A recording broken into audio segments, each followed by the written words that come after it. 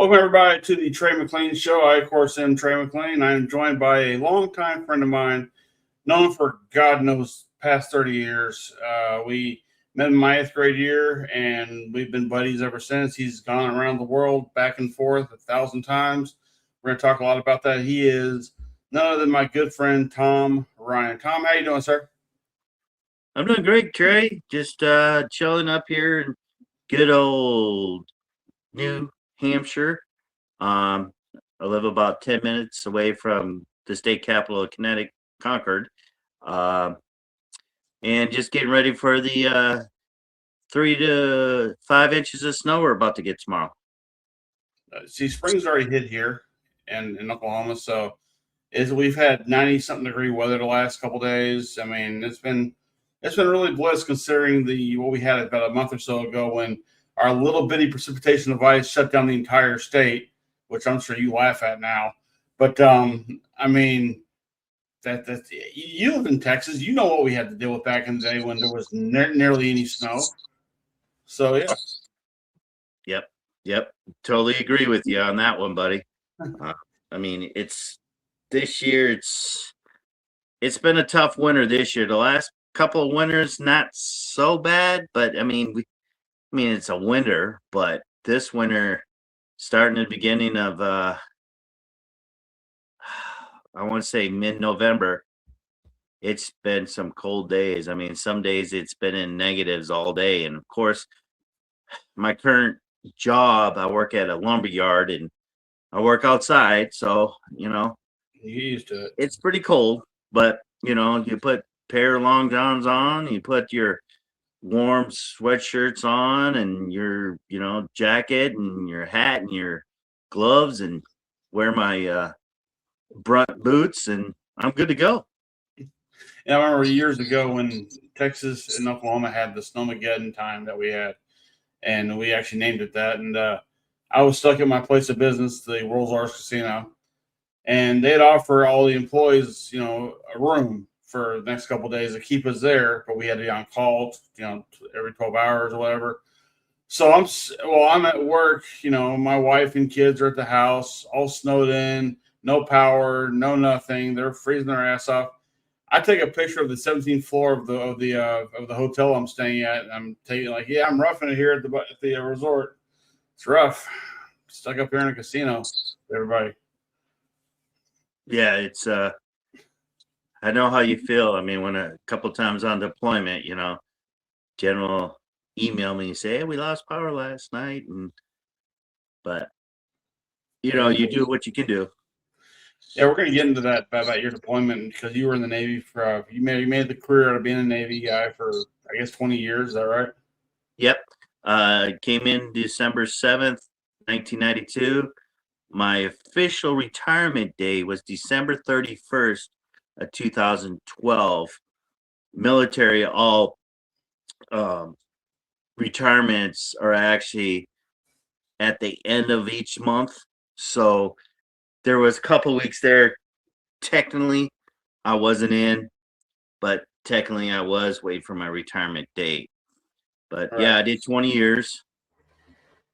So now I know you obviously before that. I knew back from our high school days, and I always knew to be the part of the firefighter thing that you wanted to go do for a long time. I guess you still do it, but that kind of opened the door for the Navy for you, didn't it? As far as that was kind of like an idea to do it as a career, do it part of the military style of it. Is that right?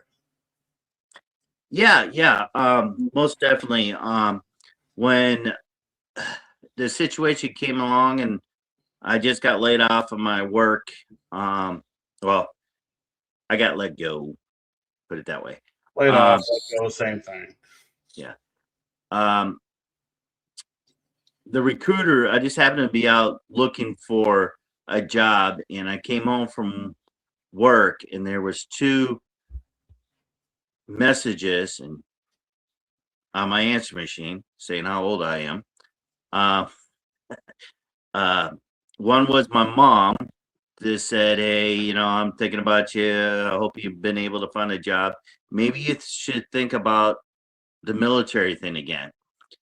And then the next message was the Navy recruiter. So I called him up, met with him, and discussed it. And Fish originally went in on the 2-year apprentice program, which means I was an undesignated, which I wasn't actually given a job per se.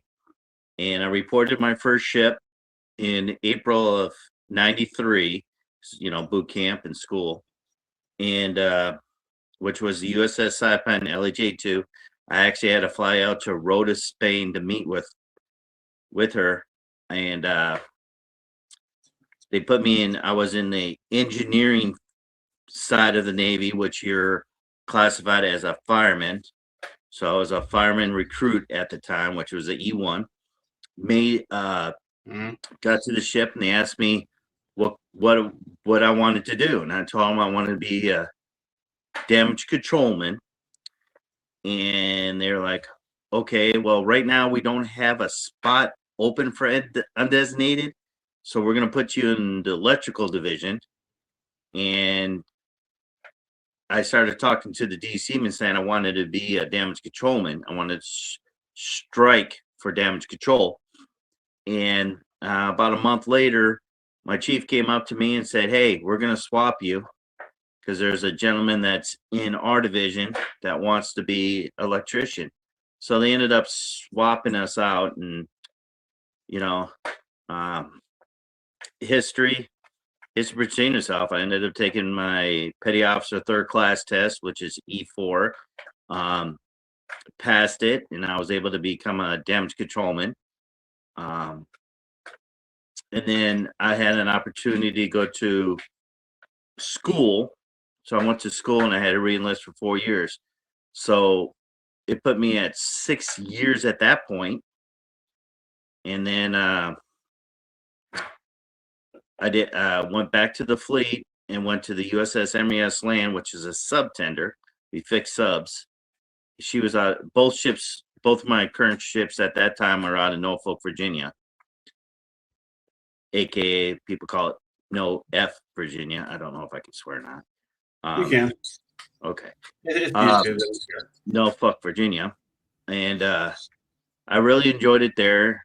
I hit my 4th year at sea time, and a first class came up to me and said, "Hey, you're up for orders. You know that?" And I'm like, "I am." So I called the detailer. They sent me to Groton, Connecticut, on a floating dry dock, which is the submarine capital of the world. We took the 688 class submarines out of the water, which is also known as the Los Angeles class submarines, out of the water. Kind of look like a napkin holder. Mm-hmm. Sub comes in, we lift it out of the water, we drop it, and then we call pooped it out. And then you just did that for 3 years there. While I was there, I was able to be on a volunteer fire department, Paquonic Bridge, which I in my free time, I was able to get my firefighting 1 certification. Got my fire 1 certification. I became a lieutenant. I was originally the 3rd lieutenant. Then the 2nd lieutenant resigned because he got a full-time job. So they moved me up to 2nd. And then the 1st lieutenant got a job working for a fire department up in Hartford. So they made me 1st lieutenant. And then I was thinking about getting out. At this time, I've been in for 8 years because I extended my contract 2 years to take the orders to Groton, Connecticut. People don't realize when you sign up for the military, you actually sign an 8-year commitment. Just because you do 4 years, sign up for 4 years, you actually committed to 8. So you would go into if you get out after 4 years, you become inactive reserves. Well, I figured I'll knock out my 8 years, get out, be eligible to get on a job as a full-time firefighter. Because I have military experience, you get 2 bonus points, or 5 bonus points, excuse me. So the 5 bonus points, I can go and get hired on. Well, I was also up for orders around that time. So just for giggles, I called the detailer and she goes, "Hey, you want to go out to Pearl Harbor, Hawaii? Who's gonna turn that Right. down, right? So I was like, It's one of my 7 states I'm missing. yeah. So I decided to take her up on that offer and re-enlist for 4 more years, which would have put me at 12. I went out to reported to Pearl Harbor, Hawaii, December 2nd, 2000. And, like 9 months later, 10 months later, September 1st, September 11th happened. And if you want, I'll get in more detail about that once I finish talking about my career. All about that day and what we did. Yeah. I was reported to the USS Port Royal CG-73. I did 2 deployments with her. So I've done 3 deployments at this time, which, because I was on the West Coast now, I was able to go to what was called a Westpac. So I was able to Hong Kong, Singapore. We hit Bahrain, or people call it Bahrain, but you actually say Bahrain. On the way home, we hit Brisbane, Australia, Fremantle, Australia. We also went to Melbourne, Australia, and I've been to Sydney twice. Nice. Love Australia. If you ever get an opportunity. I've heard nothing but good things about Australia. Nothing but good things. Yeah. And then after my tour in Hawaii, I looked up orders, and I had an opportunity to go back up north to New England again, because I really like New England, and to Newport, Rhode Island, which is about 45 minutes away from Groton, Connecticut.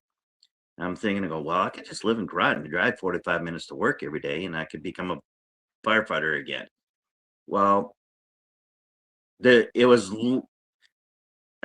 started thinking about it. It wasn't worth it because gas prices weren't the greatest, and so I stayed in Newport at that time, where I met my wife, Jen, at a Halloween party, and a year after date, we ended up getting married. We had our first son in Newport, and then at that point, I was in for 15 years.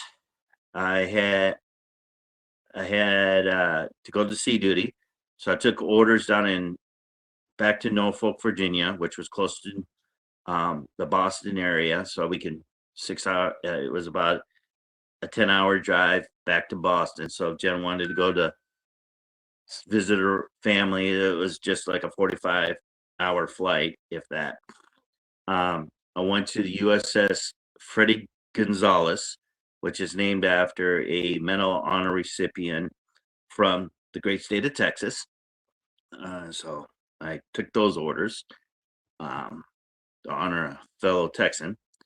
I was there for about a year, a little over a year, and they are saying, hey, they're looking for a first class to help a patrol,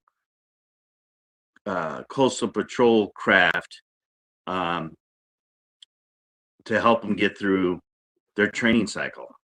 So my command sent me TAD there, and I did such a good job that the commanding officer of that PCU crew asked me if I wanted to stay, and I told him yes. Was it a good decision? Yes and no, but I did it. We did 8 months in Little Creek, Virginia, which is pretty much Norfolk, Virginia Beach area. And then we did 6 months in Bahrain. We were on rotational cruise. So there we were on like 5 or 6 different ships because we rotate between the ships. Then I came back, and then I went to Portsmouth Naval Shipyard, or Norfolk Naval Shipyard in Portsmouth, Virginia. Then when I was there for about 7 months, and I got contacted by the head recruiter for Damage Controlman, or the head detailer for the Damage Controlman, the captain, and asked me, "Hey, we noticed you have this NEC. We know you just came off a patrol craft, which is pretty much you were the only repair person on there. The James E. Williams, a DDG, their chief just broke his leg, and the first class kind of did some illegal stuff and is getting kicked out of the Navy, and they're about to leave for deployment in about 3 weeks. Would you volunteer to go?" And I'm like, I don't know. So I met with their master chief, and the master chief said whenever I wanted to go home, I just tell them and they'll fly me home. So I ended up doing another deployment on her. So overall, I did about 9 6-month deployments in my 20-year career. And then on October 20th, 2012, I had my retirement ceremony. I retired, and then I went on what's called terminal leave.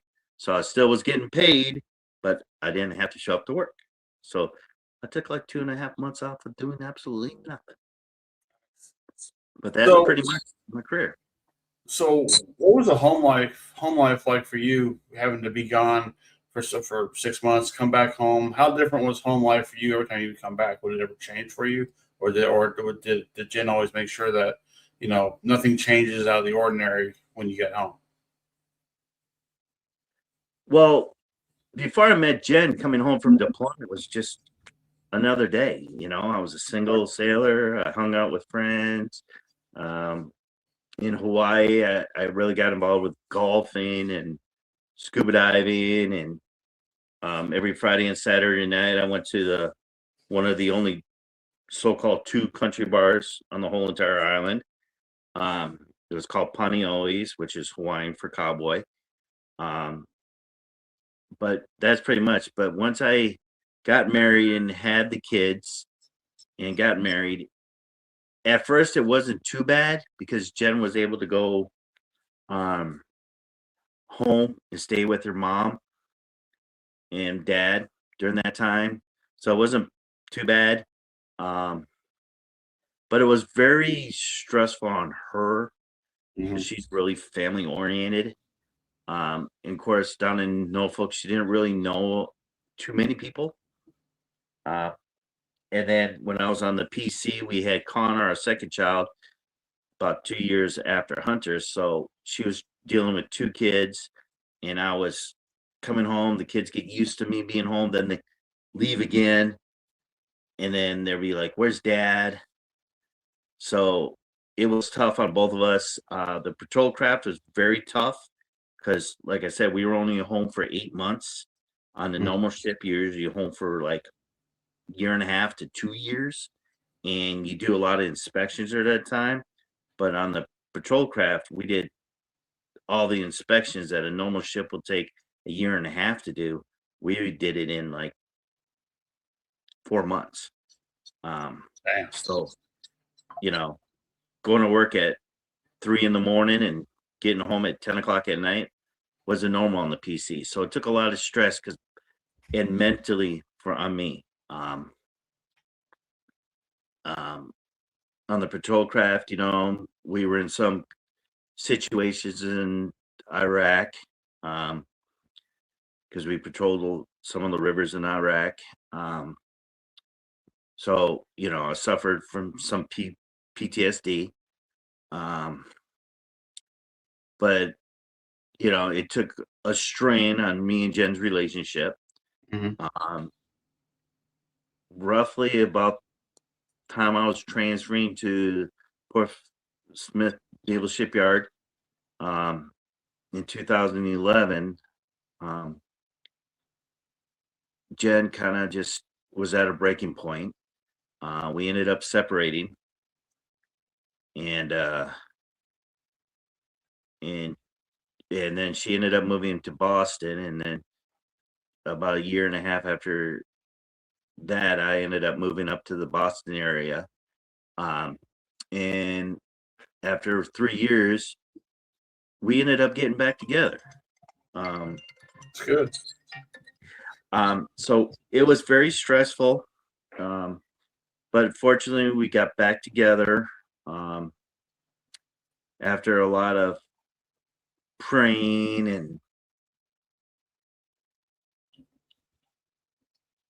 improving my walk with God, for say, and having him guide what's the best for me and the kids and everything. We decided to get back together, which we've been back together about 12 years now, which we ended up having another kid. So, the military life was tough, deployment wise, on family members. Some people that I know, they got married before they went in, and they ended up doing 20, 25 years, and they were still married. But I just think that it's just mentally, and the PTSD on my part was taking a toll on Jen and the kids, because I came home from work and I was already checked out. I was tired. I just wanted to get something to eat and relax and watch a little TV and go to bed. And, I didn't really want to help her with the kids, which I did, but mentally, I don't think I was helping with the kids as much as I should have been. But we got to get back together. So, we've been living up here. I've been living in the Boston, New England area since 2014. Yeah, 2014, July 1st, 2014. I ended up moving back up here. And we ended up getting back together like 3-4 days later. So overall, I mean, life is good now. I'm just worried about all my brothers and sisters, in the military with this Iran thing. But when I was on the patrol craft, we had a lot of engagements, but not like shooting at each other. But we had a lot of times on the patrol craft, we had to chase them away from certain areas, or they try to come up to us as quick as they can, and try to see how quick they can get to us and just mess with us, but nothing So- really. So, okay, you mentioned about 9/11, and when that we obviously dark day for this country's history for sure. Where were you at when it first happened? What did you do? And and just just talk about the process of that particular day. Okay, well, let me go back a date. So I'll go back to December 10th. I ended up going on leave December 10th because I was supposed to fly out September 11th back to Dallas. The weird part about Hawaii, we're such the time difference. We were 6 hours behind Dallas time. 6 or 7 hours behind, somewhere around in there. We were several hours behind. I'll take your word for it. Yeah. And all the flights out of Hawaii leave at 4:00, 5:00, which gets you back in Dallas at like 7:00 in the morning, Dallas time. But so I was planning on flying home for my 10-year class reunion. We were supposed to do it that weekend. She's still on. Right. Thank you, sweetie. Sorry, my daughter. And she so I didn't wake up till about 9:30, 10 o'clock Hawaii time. And my plan was to get up, do laundry, go hit a few golf balls at the driving range, just relax or whatever. And I just threw my stuff in the dryer, had breakfast, played on the computer a little bit, did some Navy paperwork that I needed to do, and turned on the TV and I saw the towers, and it just happened to be the scene when the towers were falling. Now it was pre-recorded towers, of course. But I'm like, what the frick's going on? Then they showed Pennsylvania, and then they showed the Pentagon, and I'm like, and it said America's under attack. I'm like, oh shit.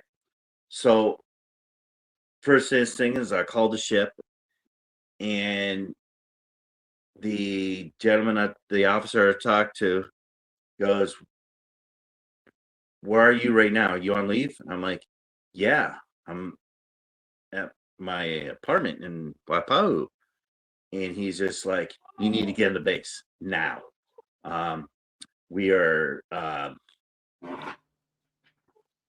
doing M-locks right now, which are pre-underway checks. And as soon as the main reduction gear, because we were doing a main reduction gear inspection, once that's all buttoned up, we're going to run the main reduction gear, make sure everything's good. Then we're getting underway. I'm like, roger that, sir. He goes, we're doing recall. Everybody on leave. We're recalling you. So I grabbed my uniforms because I brought them all home to wash and everything. I grabbed all my stuff and, drove the base. The usual gate I went through was called the Stadium Gate, which is right across the street from the old Aloha Stadium where the Pro Bowl plays, and all that. It's condemned now, but that gate was shut. I'm like, so I went up to the next gate, and that gate was shut. I'm like, what the fuck's going on? I'm like, holy shit. So I had to go to what they call Nimitz Gate. It was the only gate open on base.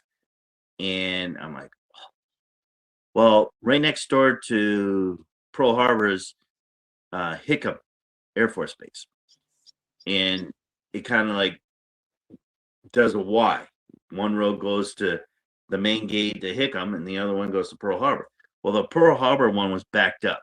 So I'm like, oh, I'll just scoot through Hickam and go through the side gate, the back gate, which is always open. There's no guard there, nothing. So I'll go into Hickam, and that gate was shut. Locked up. I'm like, I can leave my truck here, but I was going to have to walk to get to the ship. I'm like, so I went back around, got in line. 3.5 hours later, I get up to the gate. They made me get out. I had to open up everything, every door, my gas lid, my glove compartment. They had the hood, the dogs, everything, and they checked and everything.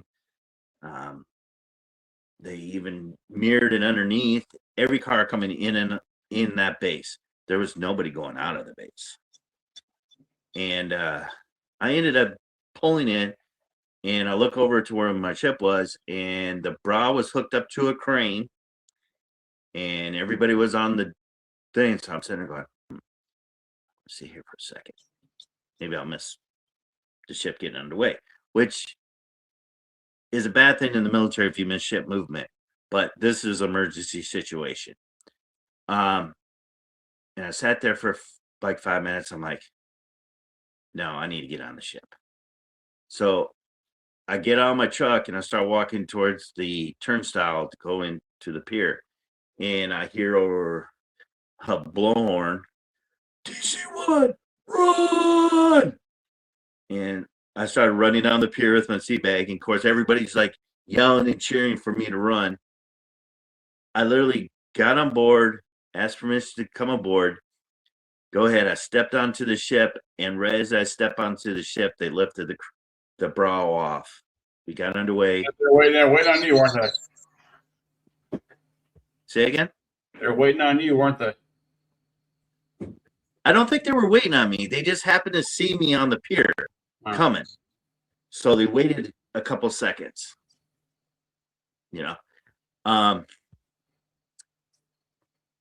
So that night, of course, not a lot of stuff is going on the ship. I mean, everybody's doing their watches. If you weren't on watch, people were on the mess decks. You were down in your workspace. You were down in berthing. All the TVs were on. And we're like, scheduled to go on deployment in January. And we ended up getting underway for about a week. And every morning the captain got on the 1MC, or the announcing system on the ship, known as the 1MC, and it was like giving us updates what's going on. And the captain's like, I don't know what's going on. We have one more exercise to do, and then we'll be all ready for deployment. So we said they're trying to figure out what they're going to do. Well, we get back after a week, and the captain's like, listen, we're going to do the exercise, but we're not going to meet up with the battle group because the battle group was the John C. Stennis battle group. We're not going to meet with them, all the way to San Diego. We're not going to get underway and go to San Diego to participate in the exercise. We're going to do our part of the exercise down in Pearl. They're going to do theirs off the coast of San Diego. And then we're going to come home. We're going to take a month of palm period, and then we're going to leave for deployment October 27th. So we were going to leave for deployment 3 months early. So, and then the captain goes, now here's the problem. Now here's what I have tasked all department heads, officers, and the chief petty officer mess is we're going to do 1 week leave period for everybody. We're going to do 4 of them. So we're going to leave 3/4 of the crew just in case we have to get underway earlier. We still can get underway with 3/4 of the crew. Then we worry about logistics to get everybody else back and to where the ship's at. So we ended up getting underway. We went 32 plus knots, pretty much full power. When I say 32 plus knots, it was a lot faster. That's what everything over that is classified. I have seen it get over 32 plus knots, but I can't say how fast I've seen it. But we went from Hawaii to Hong Kong in 3 days. Spent 3 days in Hong Kong. Then we went 32 plus knots over to Singapore. Spent 3 days in Singapore. And then we went 32 plus knots to the North Arabian Sea. And we ended up spending 107 days, consecutive days, out to sea before we saw our first Liberty port, which was Bahrain. We got on station in the North Arabian Sea, and we were there probably a good maybe 2 hours, maybe 3. And the captain comes on and goes, we're going to be shotgunning John C. Stennis, and we have been given authorization to go into Afghanistan. So that started the Operation Enduring Freedom for us. We were the first ship to launch missiles because we originally sent probably 15, 16 plus missiles, and then the aircrafts went in. We probably fired in that 100 and plus days underway, probably 40 missiles in Afghanistan. But we were also shotgunning to John C. Stennis, so we had to coordinate our missile launches with the carrier with the aircrafts. It was pretty cool because about sunset, you go out into the weather decks because we always shotgun. There's always a DDG or a CG within less than a quarter of a mile from the carrier. behind the carrier or in front of the carrier or on the side of the carrier, as in playing guard, what they call it. So we're protecting them in case a bogey or something comes in. So the carrier can concentrate on the aircrafts launching and recovering the aircrafts, and we take care of, we had the sea whizzes, we had the harpoon missiles, we had the torpedoes, we had anything that can protect the carrier. That was our main job. But like I said, at sunset, it was the coolest thing because you watch the aircrafts take off. Then about 4 o'clock in the morning, you hear them all come back. And I'm going to tell you, they were empty. They had no bombs or nothing on them. And we did that for a while, and then that's pretty much September 11th for me. All that, 4 months. That was a busy 4 months. And when we left for deployment, we did not know when we were coming home. That's what Captain says. We do not know. I do remember the day that he says that we're headed home.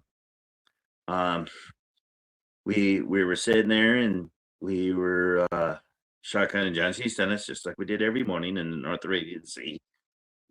Reason why is because every morning the captain came on at 6:35 and go, "This is the captain. We are shotgunning John C. Stennis in the North Arabian Sea for 6 months." Just imagine saying that every morning. But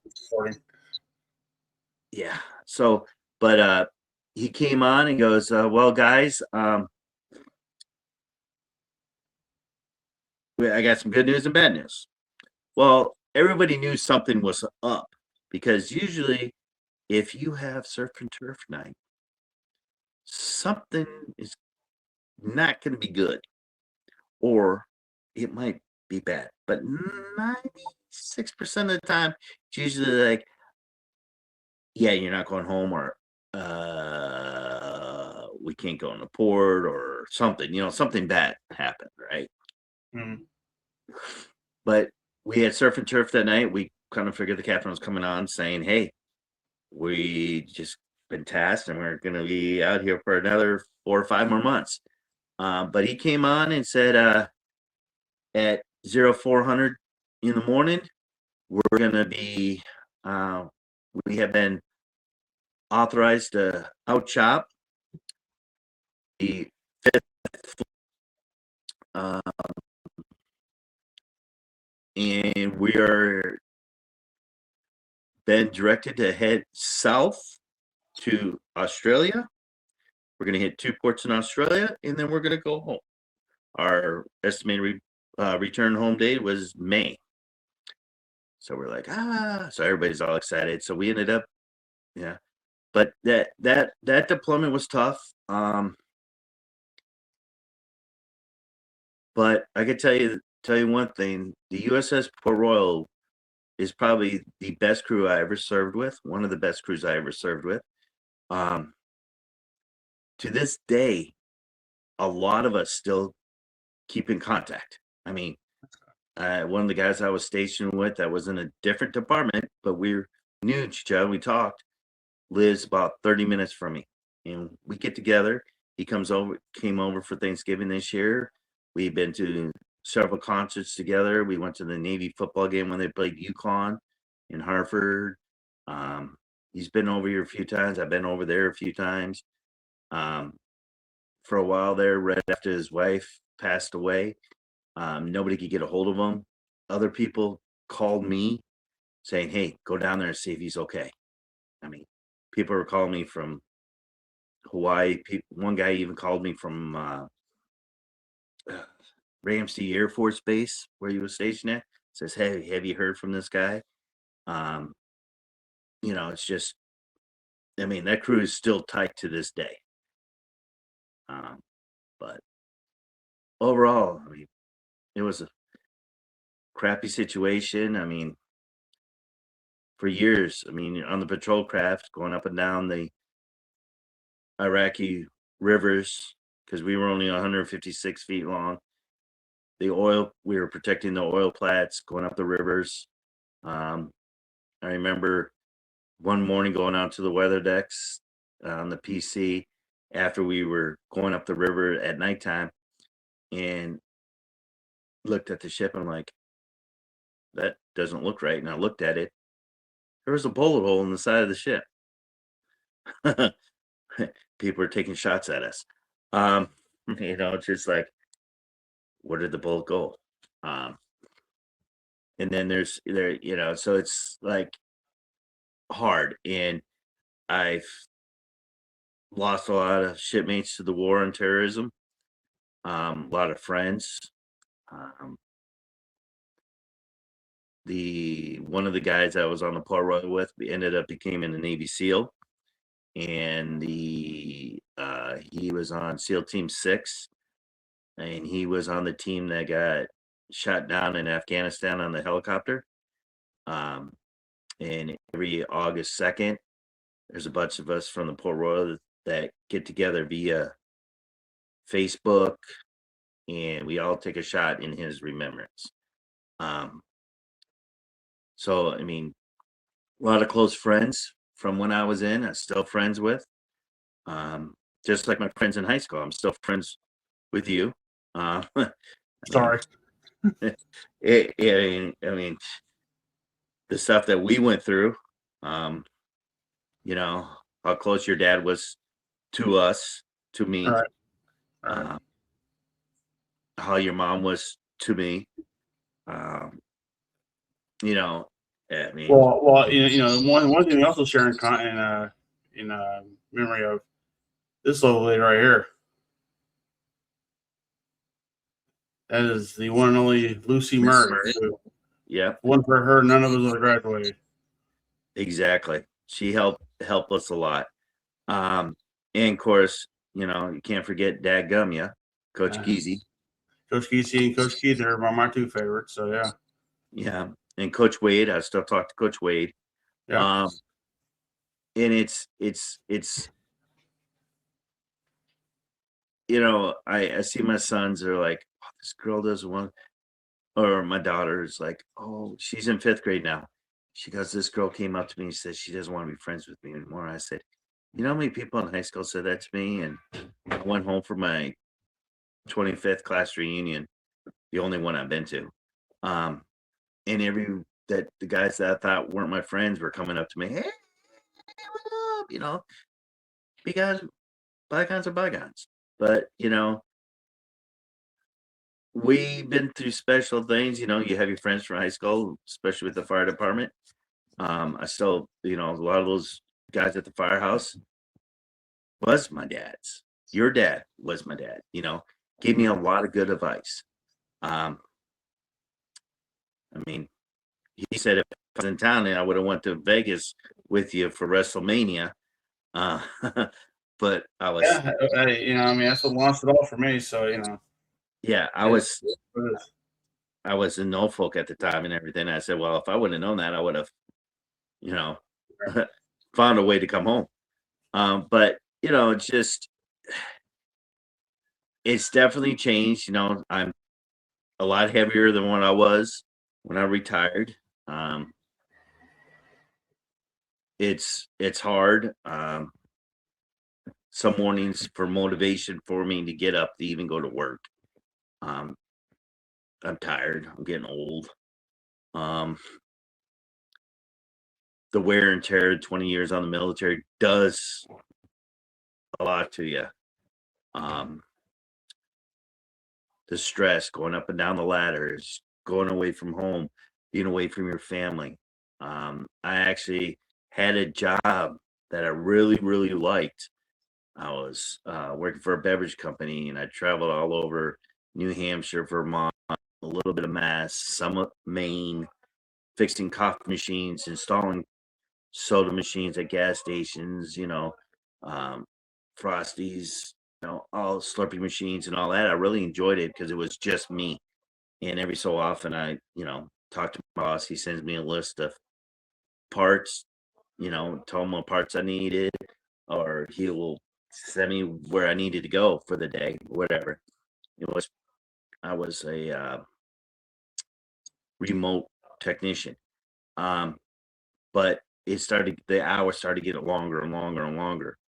And Jen and I decided that I needed to leave one day because at 3:30 in the afternoon or 4:30 in the afternoon, my boss goes, "Hey, I need you to stop at this place because the drive-throughs soda machine's down and it's a priority call. And I'm 3.5 hours away from home." You know, you got to be crapping me. And I knew it wasn't going to be a quick fix. She goes, "Oh, it sounds like it's going to be a quick fix." Well, A, you never been to a site and fixed on equipment, so you don't know.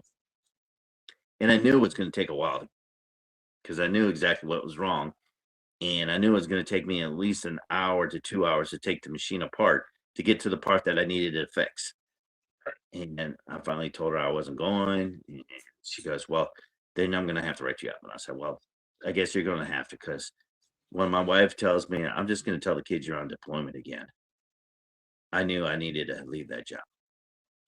Because once I retired, family's my number one priority now. I mean, there's times when my fire department pager goes off and want to go respond to the call. I'm a paid on call firefighter now. But there's a lot of times that my pager goes off, I want to get up, but it's like, I need to be home with my family. That's big in my department. There's enough of us that respond that we're one of the few departments in New Hampshire that has a good amount of members that are committed to come. Some departments have a lot of people, but they only show up when there's a structure fire or the big call. The other day we had an EMS call to help the EMS ambulance company, or we have fire and then the fire department, then we have the EMS department. But they call us sometimes to help them out, or if they're out on a call and they get another EMS call, we go to the call to help the mutual aid company coming in, the ambulance. And it was just a lift assist. We had 14 people show up for the call. It doesn't take 14 people to pick people up. Now we do have a couple of people in our community there. We have one guy that's 783 pounds. So it takes 6 of us to just pick him up. But my family's first. I mean, family got to be first. Tune in this Thursday for part 2 of this interview.